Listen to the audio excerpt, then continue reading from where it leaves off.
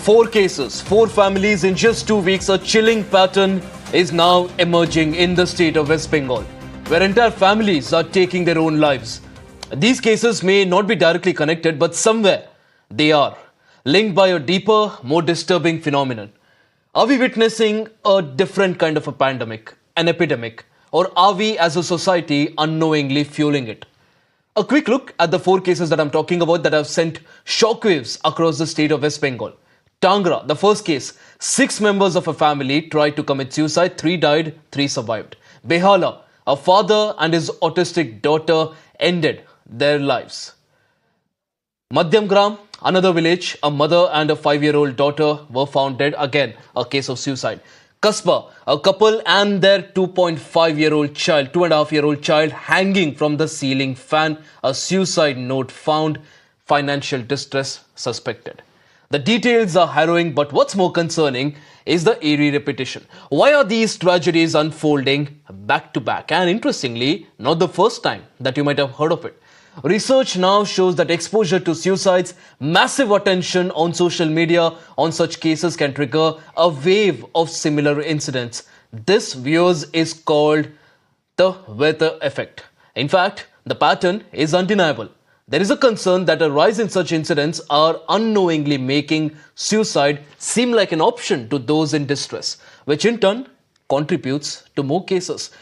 So, besides every other angle, there is a very strong psychological angle to this. We'll be discussing that on the show today. Joining us is Dr. Harish Shetty, psychiatrist, Dr. Bhavna Barmi, clinical psychologist, and shortly we'll also be joined by Dr. Deepak Raheja. Dr. Harish, welcome to the show, and also Dr. Bhavna ji, welcome to the show. First question, of course, Dr. Harish, to you.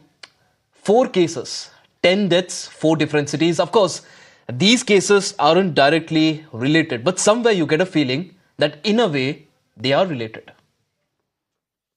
Absolutely. India is in the middle of a suicide epidemic in all the states of the country. There is helplessness across the country among the youth, among people. There was a suicide in Bengal where because of a loan there was suicide, homicide. So it is in the air, and what is very important to understand is this Werther effect was found out in the 1970s in the United States of America.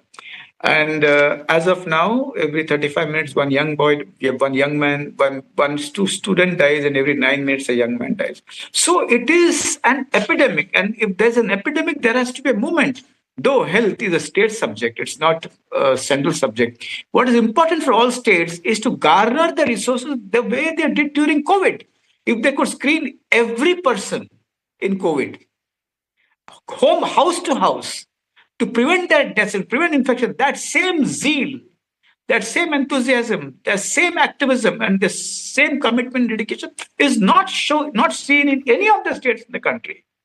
Though the center has a suicide prevention policy, what is important is we have a health team which goes to the villages, to the cities, to really check on dengue, malaria, or even other illnesses. We can use this to screen people for suicides and help them. Workplaces, schools, colleges, streets, rickshaw unions, and all unions should do something very important, is screen people for depression and suicide. At the same time, we blame families. But families, how can we blame them? Absolutely. They all work for 14 hours a day. A CEO or a security guard works 14 hours a day. So we need a mammoth movement to prevent suicide, and it has to start not today, but yesterday. When there is an epidemic, you need a movement. We do not have enough counselors. We don't have enough psychiatrists. So it has to be a people's movement to prevent the suicide. And at Dr. the same Harish, time, you started off with a very interesting point.